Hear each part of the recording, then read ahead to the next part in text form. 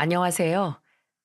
저는 50년 동안 천당과 지옥을 오르락내리락 했던 50대 여성이자 두 아들의 엄마입니다. 전 평생 박복감 팔자로만 살 줄 알았습니다. 하지만 제 인생의 꽃길을 열어준 그 사건으로 인해 지금은 이렇게 사연도 보내게 되었네요. 어떤 내용인지 궁금하시죠? 바로 시작해 보도록 하겠습니다. 남편은 6년 전 갑작스레 세상을 떠났습니다. 참 어른스럽고 자상한 사람이었는데 꽤 큰 규모의 화학 공장을 20년간 하루도 빠지지 않고 근속한 성실한 가장이었고 다정한 남편이었으며 두 아들의 든든한 버팀목이었죠. 비극은 아주 평범한 날 소리도 없이 찾아왔습니다. 가만히 서 있기만 해도 땀이 주르륵 흐르는 어느 여름이었어요. 쿵! 엄마! 아빠가 쓰러져 계세요. 근데 숨소리가 너무 작아요. 아빠! 아빠! 정신 차려 보세요. 엄마 구급차! 구급차! 동현이와 정연이의 울먹임과 다급한 외침에 저는 그제야 사태의 심각성을 느끼고 욕실로 달려갔죠. 남편은 욕실 바닥에 쓰러져 있었습니다. 머리맡에는 흘러내린 피가 고여 굳어가고 있었죠. 여보! 남편은 곧바로 병원으로 이송되었습니다. 원인은 뇌진탕과 과다출혈이었어요. 욕실 바닥에 물기에 넘어지며 변기에 머리를 세게 부딪혔던 것 같더군요. 남편은 숨만 붙어있던 채로 오랜 시간 깨어나지 못했습니다. 그렇게 절망스러운 시간이 지나고 남편은 결국 세상을 떠나고 말았어요.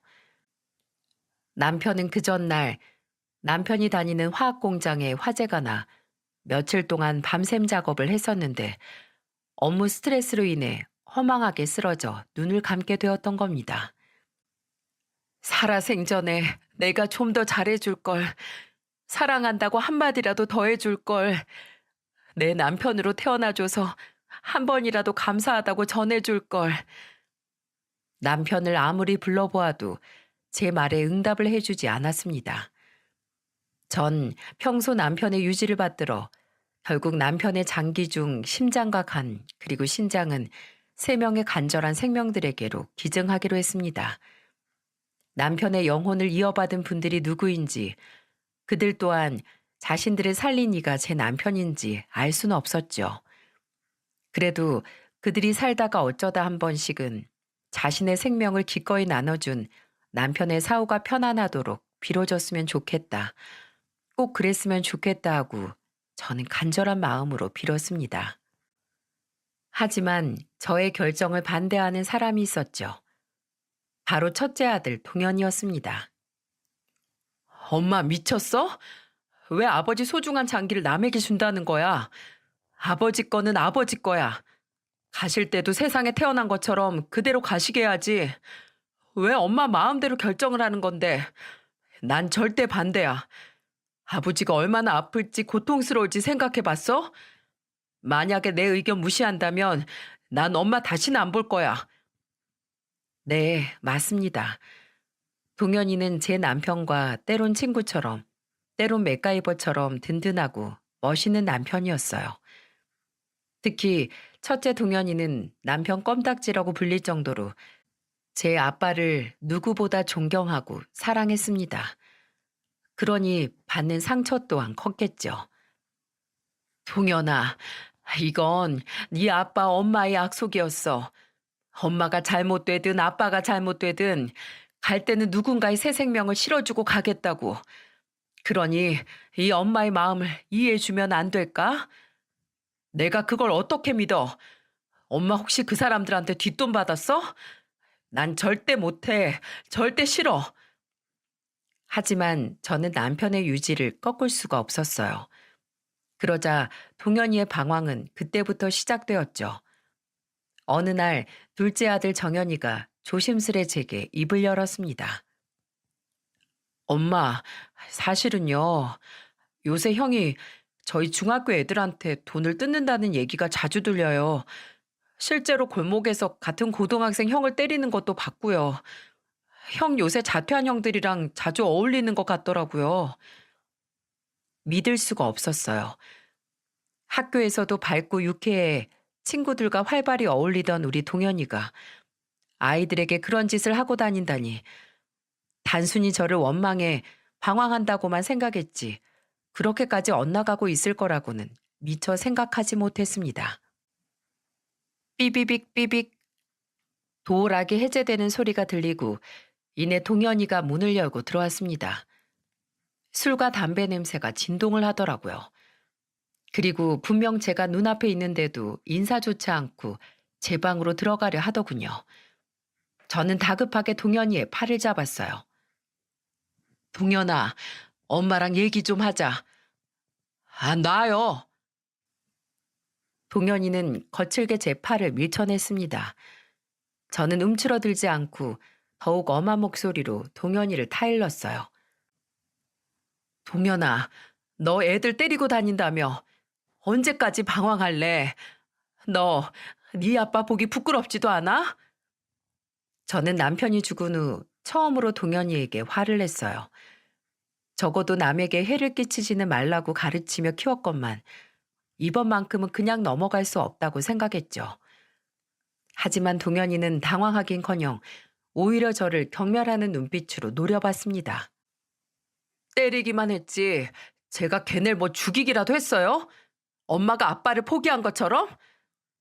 너, 너 어떻게 나한테 그런 말을... 울분에 차 동현이의 뺨을 내리치고 나서야 저는 정신이 퍼뜩 들었어요. 내 아이한테 내가 손찌검을 하다니. 하지만 아차 싶었던 것도 찰나였습니다. 동현이는 저를 다시 한번 노려보고는 그대로 다시 획 하고 집을 나가버렸어요. 엄마, 괜찮으세요? 안절부절 못하는 정연이의 말에도 저는 대답하지 못한 채 바닥에 주저앉아 끄끄대고 울었습니다. 그렇게 동현이는 한동안 집에 돌아오지 않았어요. 그렇게 세월이 흘렀습니다. 동현이는 날이 갈수록 심하게 엇나갔어요. 저에 대한 원망은 점점 그 아이의 가슴 속에 깊은 뿌리를 내리는 것 같았습니다. 성인이 되어서도 싸움을 하고 다니느라 끊임없는 합의금을 필요로 했죠. 동현이는 합의금을 요구할 때만 저를 찾았습니다. 그럼 저는 또 차마 아들을 감옥에 보낼 수 없어 어떻게든 돈을 마련해 쥐어주었어요. 그런 일이 어느덧 10손가락 안에 꼽을 만큼의 횟수가 반복되자 동현이에게 합의금으로 내어준 돈은 몇 천만 원을 훌쩍 넘겼습니다. 게다가 작년엔 사기를 치기 시작했고 피해자들은 또다시 거액의 합의금을 요구했어요. 저는 제 전 재산으로도 모자라 대출까지 받아 피해자들에게 건네며 간절하게 선처를 빌었고요. 그게 제가 쥐어 짜낼 수 있는 마지막 돈이었어요. 내가 이렇게까지 했으면 정신 차리겠지. 포기하지 말자. 언젠간 다시 착했던 우리 동현이로 돌아올 거야. 그런 제 바람이 무색하게도 합의금을 물어준 지 얼마 되지 않아 동현이는 다시 사기죄로 고소를 당했습니다. 이번에도 당연하게 제게 연락을 하더군요. 이제는 나도 돈이 없다. 도대체 언제까지 이렇게 맨 땅에 돈을 내다 버릴 거니? 이제 제발 돌아와라, 동현아. 엄마가 부탁할게. 저는 마지막으로 동현이에게 간곡히 부탁했습니다. 하지만 수화기 너머의 동현이는 도리어 제게 화를 내더군요. 뭐 돈이 없다고?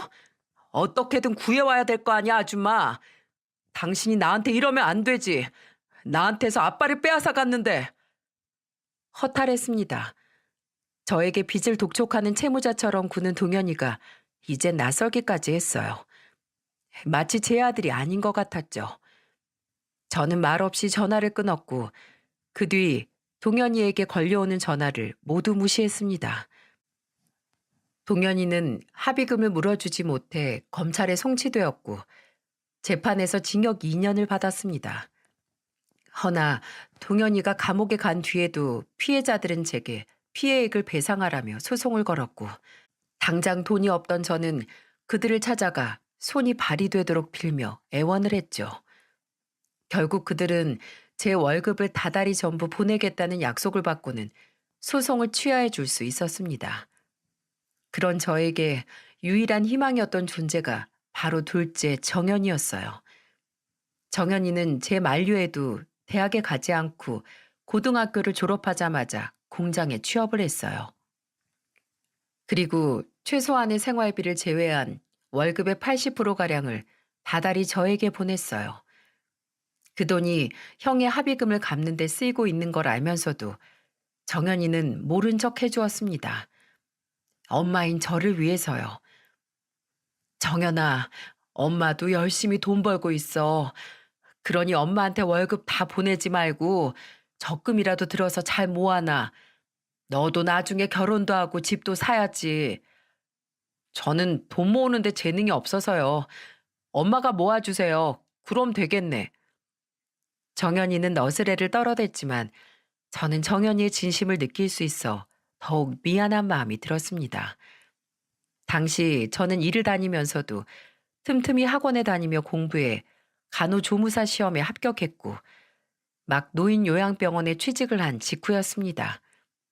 다 늦은 나이에 간호조무사가 될 생각을 한 건 남편 때문이었어요. 남편을 발견했을 때 내가 조금이라도 의학적 지식이 있었다면, 구급차가 올 때까지 최소한의 응급처치라도 해놓을 수 있었다면 남편은 지금쯤 살아있을 수도 있지 않을까 하는 생각이 한동안 저를 지배해 너무 괴로웠었거든요. 그리고 죽으면서까지 남들에게 도움을 주고 떠난 남편처럼 저도 조금이나마 사람들에게 도움을 주고 싶었고요. 어쩌면 동현이가 제게 세뇌시키듯 한 말처럼 내 손으로 남편을 죽였다는 죄책감에 더욱 그런 마음이 들었을 수도 있겠네요. 그렇게 저는 경력을 쌓아가 어느덧 제법 환자분들을 케어할 줄 아는 간호조무사로 일을 할 수 있었어요. 그리고 제가 일을 했던 병원은 대부분의 환자들이 치매가 걸린 분들이었어요. 아니면 노안으로 인해 몸이 쇠약해진 분들이거나요. 그날도 평소와 같이 환자들의 혈압을 체크하고 휴게실을 지나 잠시 화장실에 가려는데 그때 이 사연의 주인공들과 운명적인 만남이 시작되었죠. 지금 그때 생각만 해도 심장이 막 떨려옵니다. 갑자기 누군가 제 손목을 휙 낚아챘어요. 너무 깜짝 놀라고 말았죠. 엄마야. 저는 저도 모르게 소리쳤습니다. 웃기죠. 저는 사실 고아원에서 자라 엄마도 없었는데. 그래, 그래. 네 엄마다, 점내야. 왜 이렇게 오랜만에 왔어? 저를 점내라고 부르는 이 할머니. 얼굴을 보니 어렴풋이 기억이 나더군요. 3일 전 지팡이를 짚으신 할아버지께서 함께 구급차를 타고 모셔와 입원 절차를 밟았던 치매 환자였습니다. 저는 제 팔목을 잡은 할머니의 손등위로 제 손을 포개며 상냥하게 말했어요. 할머니, 여긴 병원이고요. 저는 여기 간호사예요. 예, 점내야. 너 또 엄마한테 뭐가 화가 난 게냐? 왜 날 모른 척해? 그러지 말고 딸아, 밥은 먹었니? 할머니께는 점내라는 딸이 있는 모양이었어요. 저번에 입원하실 때는 할아버니만 오셨었는데 따님은 사정이 있어서 못 오신 건가? 저렇게 애절하게 딸을 찾으시니 사이가 많이 좋으셨었구나 싶더라고요. 그래서 당시 입원 수속을 밟았던 간호사 선생님에게 환자에 대해 물어봤죠. 아, 저 할머니? 자녀분은 따로 안 계세요. 한 30년 전쯤인가 따님 한 분이 계셨는데 교통사고로 사망하셨대요. 왜 그때 할머니 남편분인 할아버님이 모시고 오셨잖아요. 금술이 얼마나 좋으셨던 건지 그 연세에도 치매인 할머니를 집에서 홀로 돌보셨다고 하더라고요. 아, 이 점례라는 분 돌아가셨구나. 그제야 할머니께서 치매임에도 불구하고 왜 그렇게 서글프게 따님을 부르셨는지 알 것 같더군요. 치매로 인해 점점 과거로 되돌아가는 중인 할머니는 30년 전 죽은 따님을 댁에서 보신 거였습니다. 근데 할아버지께서는 왜 갑자기 할머니를 요양병원으로 보내신 거래요? 만성 신부전증이셨는데 말기로 접어드셨대요. 투석도 주기적으로 병원에 가서 받으셔야 하고 체력도 심하게 붙이셔서 더는 혼자서 돌보실 수가 없었다고 말씀하시더라고요. 그나마 알아본 병원 중에 우리 병원이 시설이 제일 좋다고 들어서 여기로 모신 거래요. 간호사 선생님의 말을 들으니 할머니의 사정이 참 딱하게 느껴졌어요. 그래서인지 일을 하면서도 할머니께 더 관심이 가더라고요. 할머니도 그걸 아시는 건지 아니면 제가 정말 따님이랑 닮았던 건지 유독 다른 사람들이 아닌 저에게만 자꾸 점례야 하며 말을 거셨습니다. 점례야, 오늘 점심은 뭐 먹었어? 점례야, 오늘 저녁엔 이 엄마가 너 좋아하는 고등어 조림 해줄까? 예, 점례야. 아까 낮에 보니까 진달래가 너무 예쁘게 피었더구나. 꼭 너처럼 예뻐서 엄마가 몰래 한 송이 따왔어. 너 주려고. 할머니는 끊임없이 자신이 제 엄마라고 말했습니다. 처음엔 저도 그럴 때마다 아니에요, 할머니. 저는 수경이에요. 김수경. 여기서 일하는 간호조무사예요. 하고 제 이름을 말씀드렸죠. 어찌나 저를 찾아대시는지 한창 바쁜 날에는 할머니가 조금 귀찮게 느껴지기도 했던 것 같습니다. 그러던 어느 날이었어요. 예, 점례야.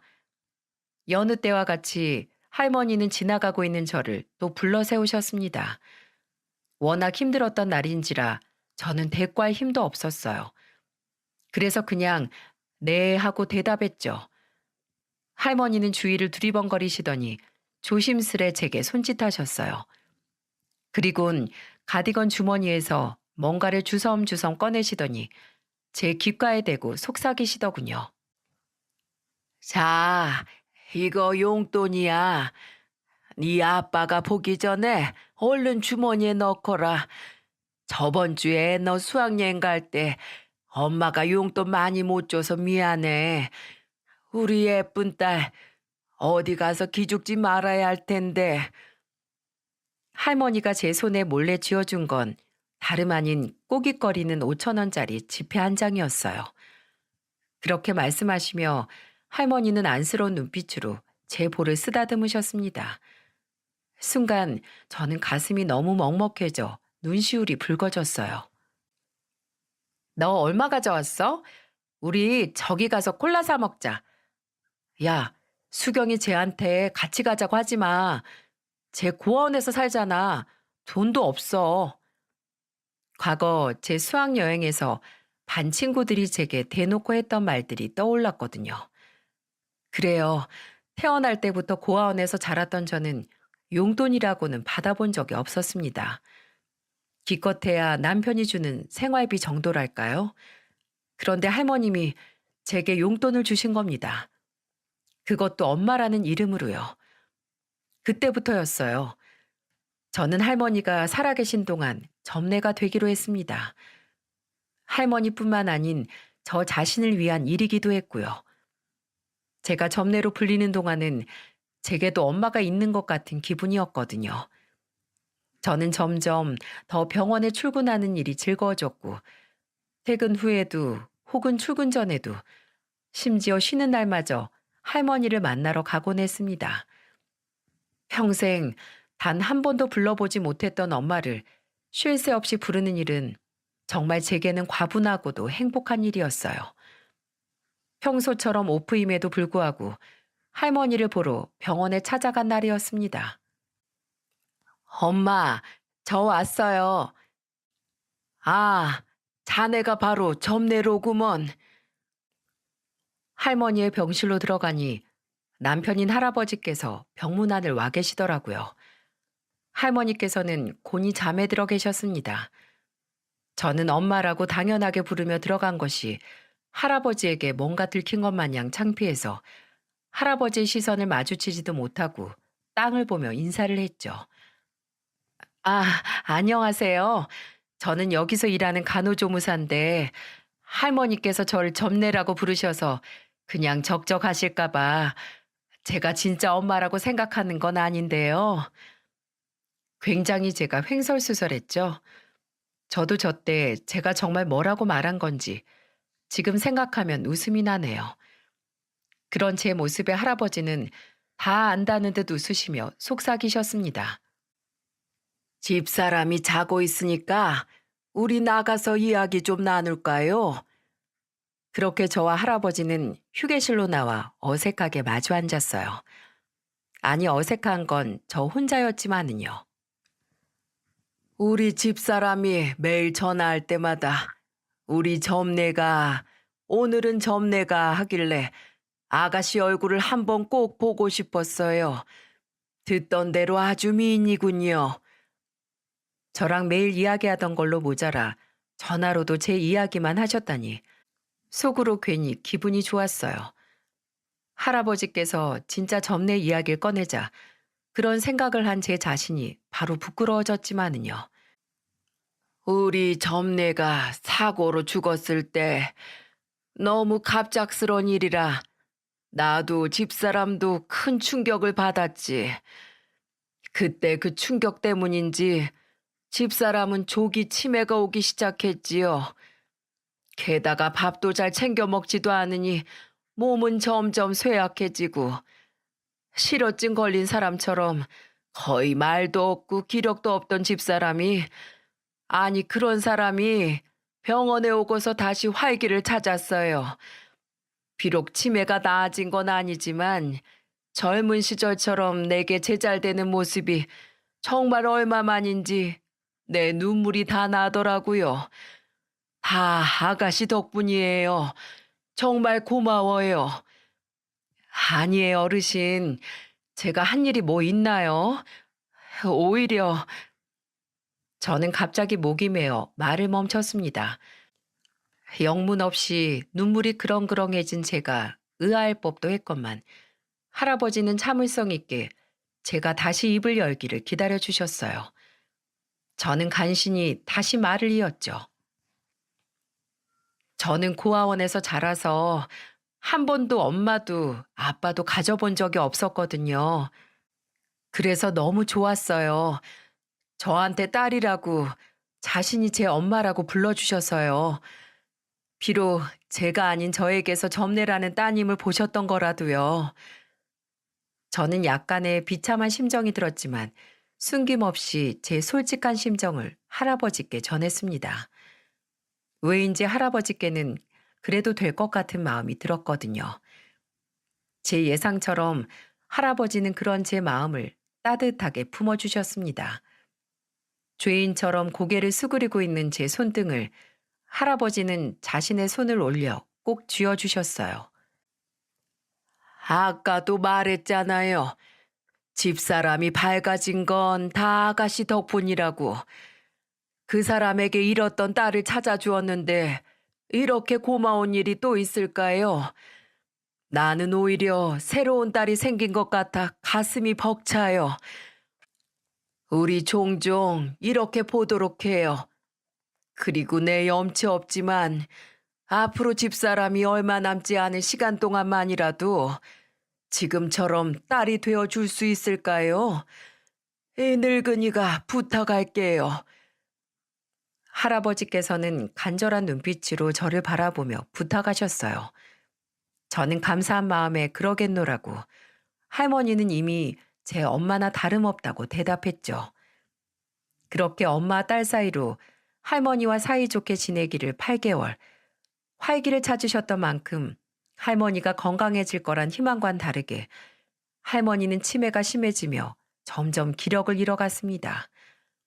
병원에서는 이미 할머니께서 언제 돌아가셔도 이상하지 않을 고위험군 환자로 분류해 1인실로 옮겨드린 상태였죠. 저는 최대한 할머니 옆에 붙어 있었어요. 물론 다른 업무를 볼 땐 잠시 떨어져 있어야 했지만 동료들에게 할머니의 상태를 수시로 체크해 달라고 부탁했습니다. 마음 같아서는 휴직을 하고 하루 종일 할머니 곁을 지키고 싶었죠. 하지만 제게는 매달 갚아야 할 채무가 있었기에 어쩔 수 없이 일을 해야만 했습니다. 그러던 어느 날 우려하던 시간은 결국 다가오고야 말았어요. 수경쌤, 301호실 할머니요. 지금 와보셔야 할 것 같아요. 제가 다른 병동을 돌고 있는 사이 제 부탁을 받고 할머니를 지켜보던 당직 간호사 선생님께서 제게 다급히 전화를 하신 거예요. 저는 신발 한쪽이 벗겨지는 줄도 모르고 5층에서 3층으로 불이 나게 뛰어내려갔습니다. 엄마, 엄마! 저는 하염없이 엄마를 부르며 병실로 뛰어들어갔어요. 할머니의 상태는 불과 제가 병실에서 나와 있던 1시간 만에 급격히 나빠져 있었습니다. 맥박이 아주 느려지고 호흡이 제대로 되지 않아 코 속에선 쌕쌕 소리가 들려왔어요. 그리고 얼마 지나지 않아 연락을 받으신 할아버지 또한 지팡이를 짚고 쩔뚝거리면서도 다급한 걸음으로 병실에 들어오셨죠. 그렇게 3일, 정확히 3일이었습니다. 할머니께서 희미한 생애끈을 잡고 계셨던 순간이요. 할아버님은 3일 내내 잠도 한숨 주무시지 않고 식사조차 하지 않으셨어요. 고작 드시는 거라곤 물 몇 모금 뿐이셨습니다. 그것도 제가 이러다 탈진하신다고 겨우겨우 억지를 써가면서 겨우 먹여드린 거였죠. 할아버지, 이러다가 할머니보다 할아버지가 먼저 쓰러지시겠어요. 김밥이라도 사올 테니 조금이라도 드세요. 괜찮아요. 집사람이 아무것도 먹지 못하고 있는데 나라고 음식이 입에 넘어가겠어요? 수경 아가씨야말로 뭐 좀 먹어야지. 저도 괜찮아요. 할아버지, 정 그러시면 소파에서 눈이라도 좀 붙이세요. 저야 그래도 젊다 치지만 할아버진 이러다 정말 큰일 나세요. 무슨 일 있으면 제가 꼭 깨워드릴게요. 그러다 집사람 마지막 가는 길도 못 보고 가면 어떡해요. 나는 이대로 조금만 더 집사람이 살아서 숨쉬고 있는 모습을 지켜보고 싶네요. 결국 저는 할아버지의 고집을 꺾지 못했습니다. 그리고 마지막 3일째 되던 날 할머니는 기적처럼 잠시 기력을 차리셨어요.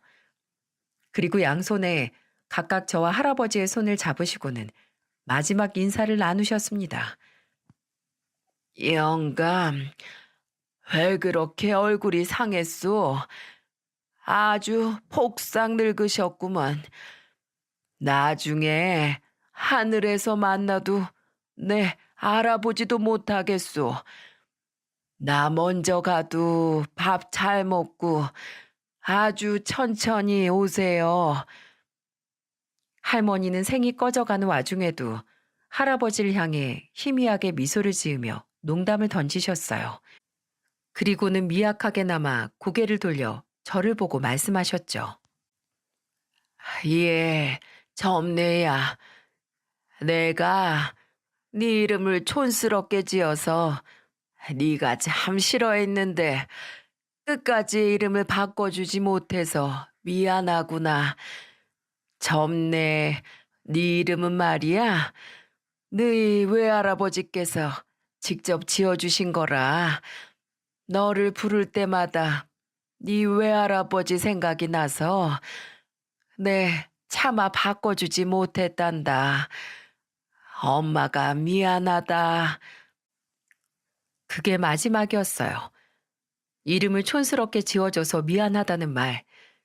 그 말을 끝으로 할머니는 힘겹게 숨을 몇 번 끄끄 들이키시더니 그대로 숨을 거두시고 말았어요. 엄마, 엄마. 흐느끼는 저와 달리 할아버지는 조용히 눈물 지으며 할머니 얼굴을 쓰다듬으셨습니다. 잘 가요. 잘 가시게 당신. 살아내느라 고생 많았어요, 그동안. 가서 우리 점내 잘 있나 확인하고 꿈에서라도 나한테 말 좀 해줘요. 그렇게 저는 태어나서 처음 생긴 엄마를 8개월, 정확히는 만난 지 257일 만에 떠나보내고 말았습니다. 할머니의 빈소는 주변의 어느 빈소보다도 조용했어요. 상주라고는 할아버지 한 분뿐이었고 3일 내내 조문객이라고는 저와 누군지 모를 중년의 남자 한 명뿐이었습니다. 저는 할아버지와 함께 할머니 입관식과 발인 모두를 함께 했죠. 할아버지는 화장된 할머니의 유골을 납골당에 안치시켰습니다. 남편이 죽었을 때 이후로 그토록 울어본 건 처음이었습니다. 정말 이러다 죽겠다 싶을 정도로 울었어요. 그토록 오래 아프셨으면 차라리 조금만 더 빨리 병원에 오시지. 그랬으면 나랑 엄마랑 더 빨리 만났을 텐데. 처음부터 더 살갑게 잘해드릴 걸.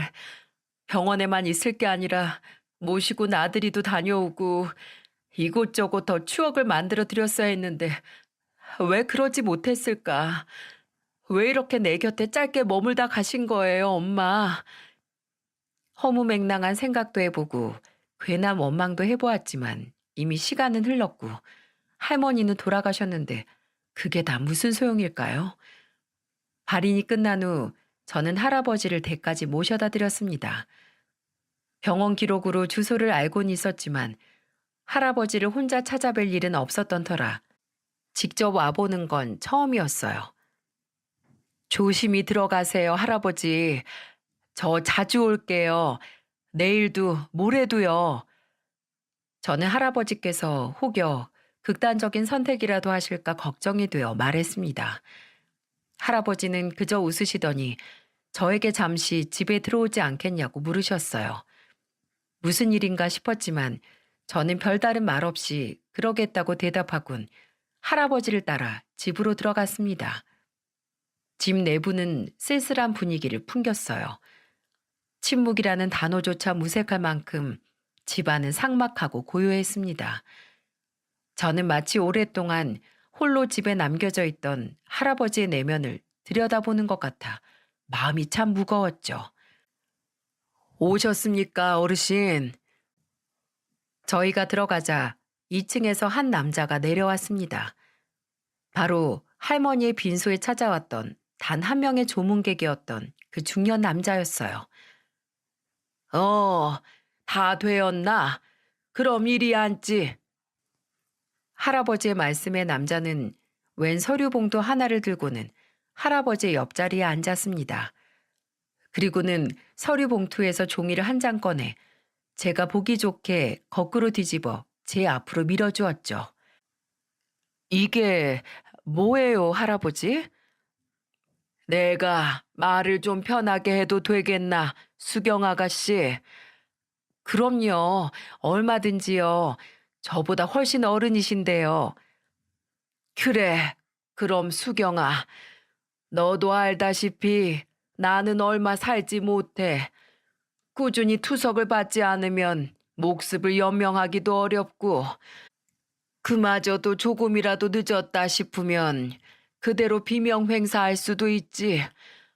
아유, 할아버지, 무슨 말씀을 그렇게 하세요? 저는 물기 어린 목소리로 대답했습니다. 엄마 같았던 할머니에 이어 할아버지까지 계시지 않을 거라고 생각하니 괜히 벌써 세상에 혼자 남겨지는 느낌이었어요. 두 분이 제 진짜 부모님이 아닌데도요. 내 나이가 올해로 85이야. 이 정도면 오래 살았지. 그리고 이 또한 너도 알다시피 우리는 더 이상 남은 가족도 친척도 없단다. 내가 가진 걸 물려줄 사람이 아무도 없단 말이야. 그래서 말인데 네가 불쾌하게 듣지 않았으면 좋겠구나. 내가 너에 대해 조금 알아봤는데 지금 사정이 많이 어렵다면서. 할아버지는 옆자리의 젊은 남자를 가리켰습니다. 남자는 바로 할아버지가 고용한 변호사였던 거죠. 어르신께서 가진 재산 중 절반인 10억을 사망 전 김수경 씨 앞으로 선 상속하시겠다는 증서입니다. 세금은 전부 제가 알아서 처리해 놓았고요. 원래는 가진 재산 전부를 사회 취약계층에 기부할 계획이셨는데 오늘 사모님의 발인 전 제게 부탁하시더군요. 유서를 고쳐서 다시 작성해 달라고요. 여기 이 부분에 김수경 씨도 동의하신다는 서명을 하시면 됩니다. 설명을 마친 남자는 종이 위에 펜을 올려두었습니다. 그래요. 남자가 제게 건네준 종이는 바로 할아버지의 유언장이었습니다.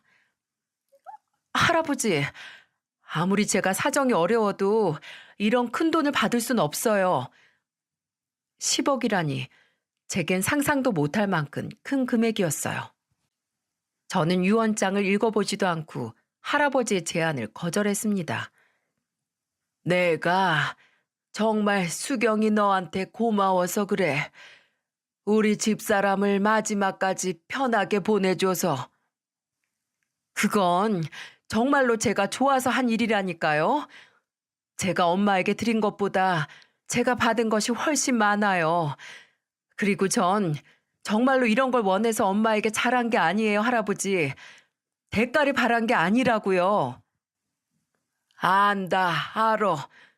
네가 뭔가를 바라고 접근한 것 같았으면 내가 널 여기까지 부르지도 않았단다. 내가 젊었을 적 나름 큰 구두 공장을 했어. 우리 점내가 죽고 나서도 직원들은 나 몰라라 할 수가 없어. 20년은 더 운영을 하다 팔았지. 나와 우리 집사람이 써봐야 얼마나 썼겠니? 우리가 평생을 일궈온 이 돈을 남겨줄 사람이 없어 참 마음이 아팠단다. 그러던 와중 수경이 네가 선물처럼 우리 앞에 나타난 거야.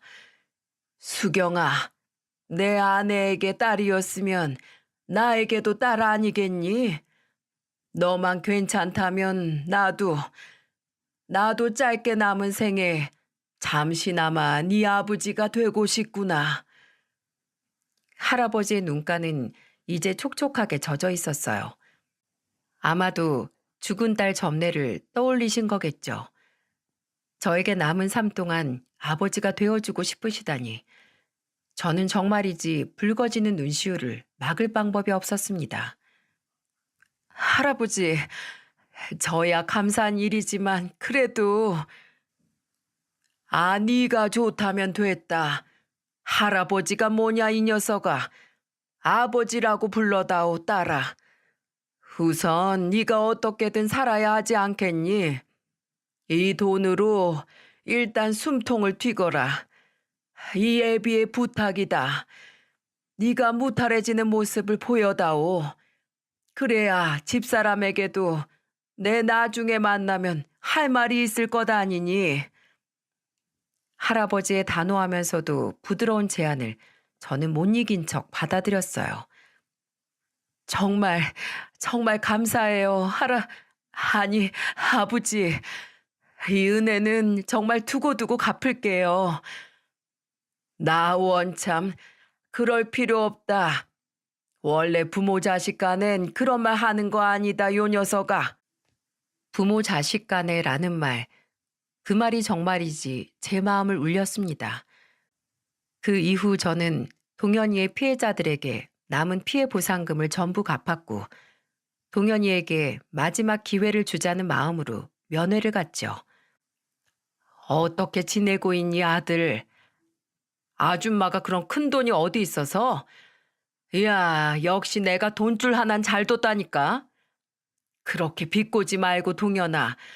여기서 출소하면 이제 집으로 들어와서 정연이랑 엄마랑 셋이 같이 살자. 너도 제발 이제 정신 차리고, 어?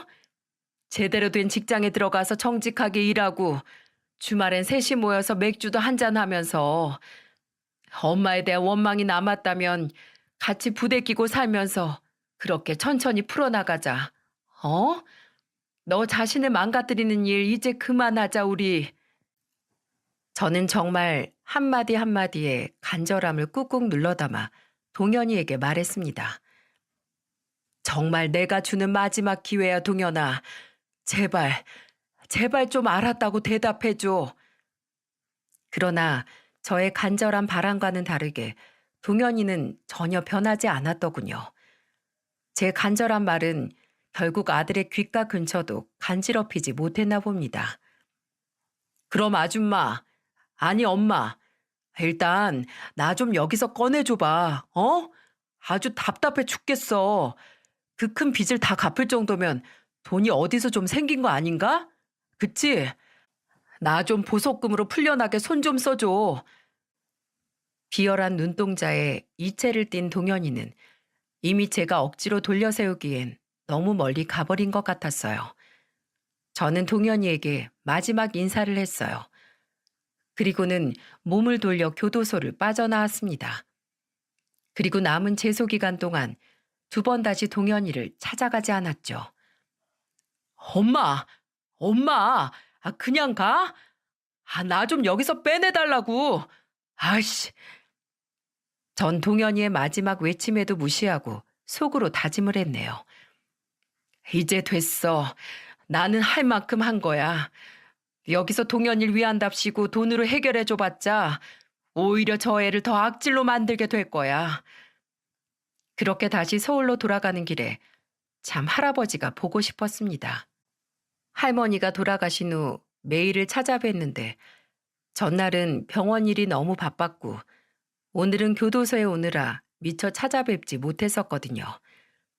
어서 가서 오늘 제가 동현이에게 했던 말들과 스스로 내린 결정 등을 미주알고주알 이야기하고 싶었어요. 그리고는 그래 잘했다 하는 말을 듣고 싶었고요. 동현이를 등지고 온 일이 옳았던 거라고 할아버지에게 확인을 받고 싶었죠. 그렇게 집에 들리지 않고 바로 할아버지 댁으로 가던 버스 안이었어요. 진동이 울리길래 휴대폰을 보니 모르는 번호로 전화가 오고 있더군요. 다름 아닌 할아버지의 변호사였습니다. 김수경 씨, 강대수 어르신께서 오늘 아침 별세하셨습니다. 뭐라고요? 갑자기 그게 무슨 소리세요? 어제 신장 투석을 받으러 가는 날이셨는데 가지 않으신 것 같아요. 한 번도 투석이를 잊으시거나 거르신 적이 없으셨는데 사인은 급성 심근경색이라고 병원에서 말하더군요. 어르신과 연락이 되지 않아 오늘 아침 댁으로 찾아갔는데 이미 숨을 거두신 뒤였습니다. 지금 시신을 인수할 가족이 없어 아직 장례식장으로 옮기지 못하고 있어요. 가능하시다면 김수경 씨께서 와주신다면 돌아가신 어르신도 분명 기뻐하실 겁니다. 저는 정신없이 병원으로 달려갔어요. 눈으로 직접 본 할아버지는 마치 잠이 드신 듯 편안하게 눈을 감고 계셨어요. 아버지. 고작 이틀, 단 이틀간 찾아뵙지 못했을 뿐인데 이렇게 허무하게 가실 줄 알았다면 바쁘더라도 어제 찾아뵐 걸.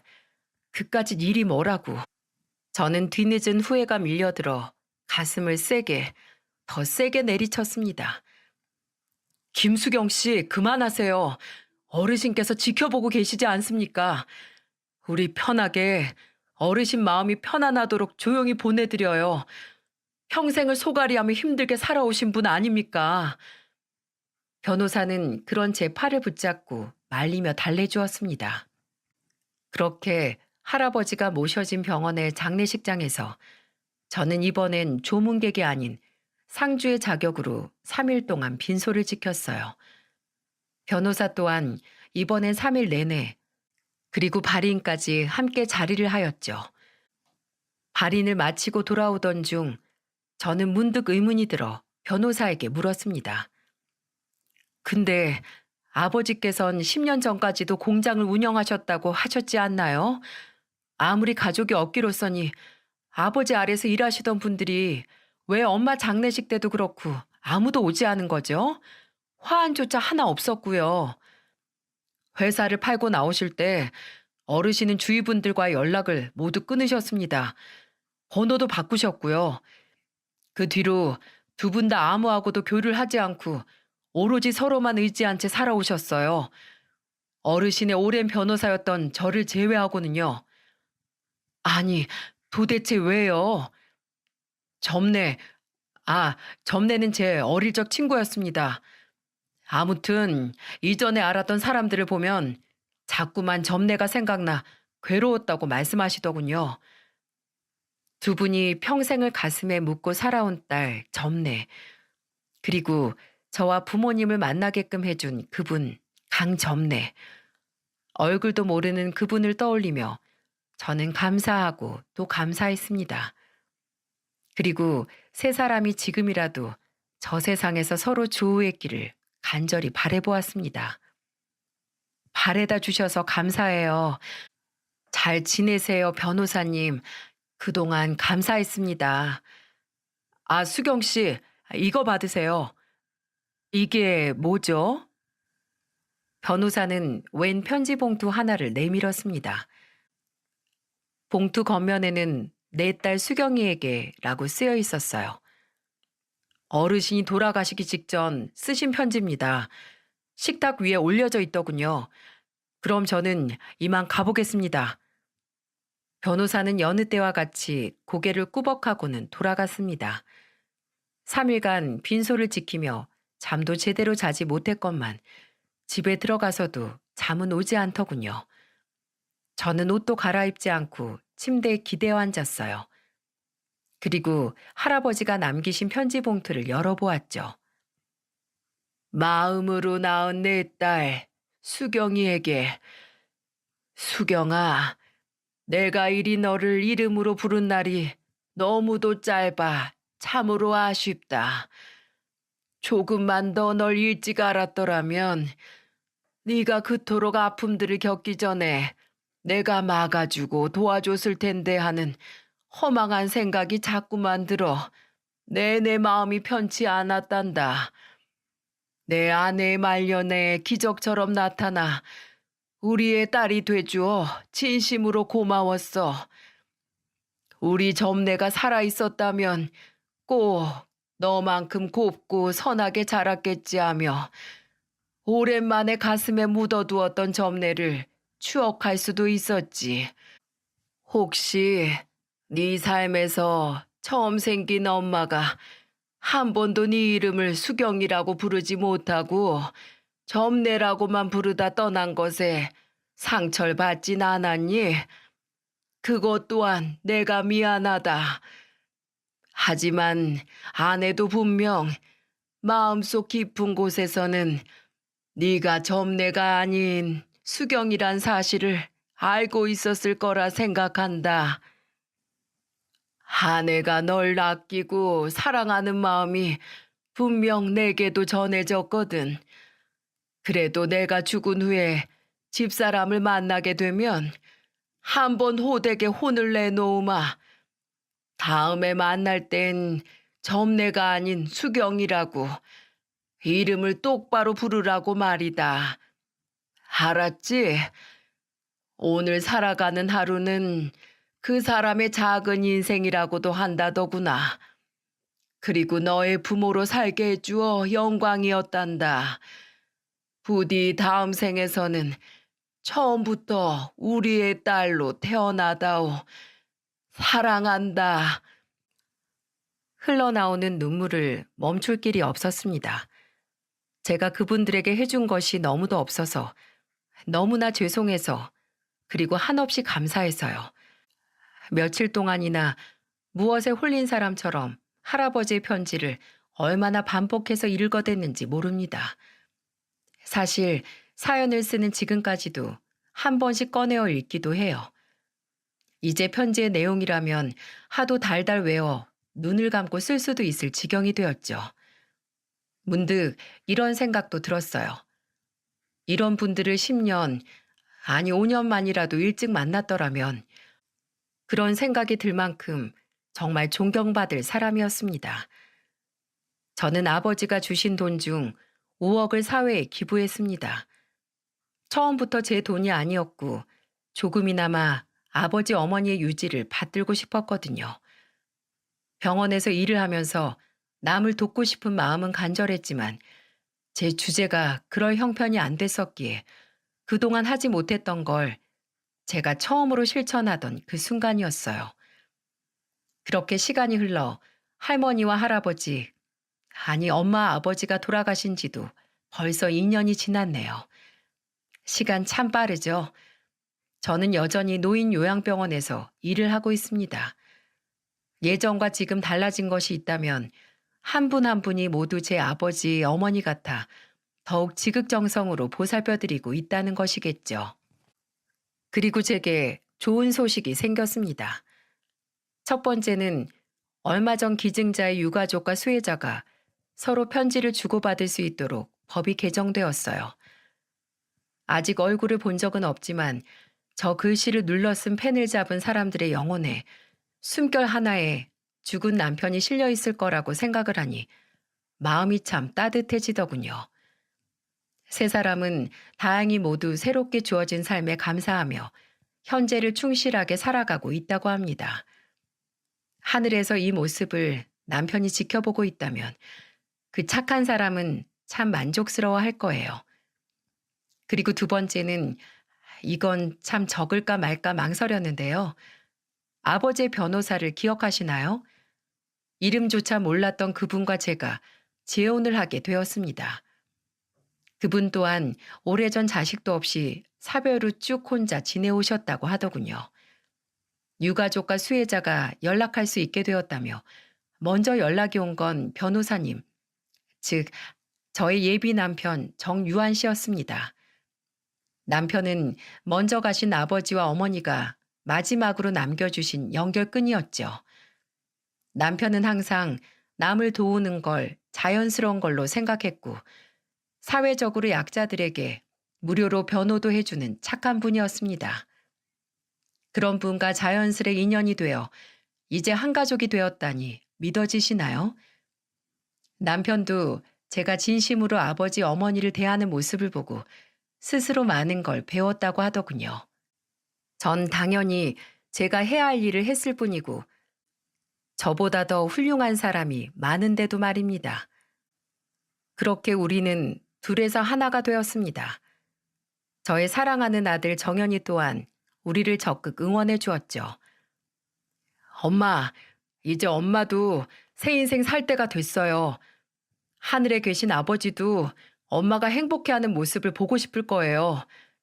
저희 자식들은 걱정하지 말고 이제부터는 우리의 엄마가 아닌 한 남자의 아내로 살아주세요. 이 아들 마지막 부탁이에요. 어찌나 말을 예쁘게 해주던지 전 그 말을 듣는 순간 정연이를 와락 안고 고맙다는 말만 연신했습니다. 고맙다 정연아, 고마워. 엄마 이해해줘서 고마워, 내 아들. 제 아빠를 닮은 건지 말도 참 예쁘게 하죠. 제 배 아파서 낳은 자랑스러운 제 아들이랍니다. 남편도 분명 위에서 정연이를 자랑스러워 하고 있겠죠. 우리 첫째 아들 동현이도 제 마음을 알아줄 날이 오겠죠.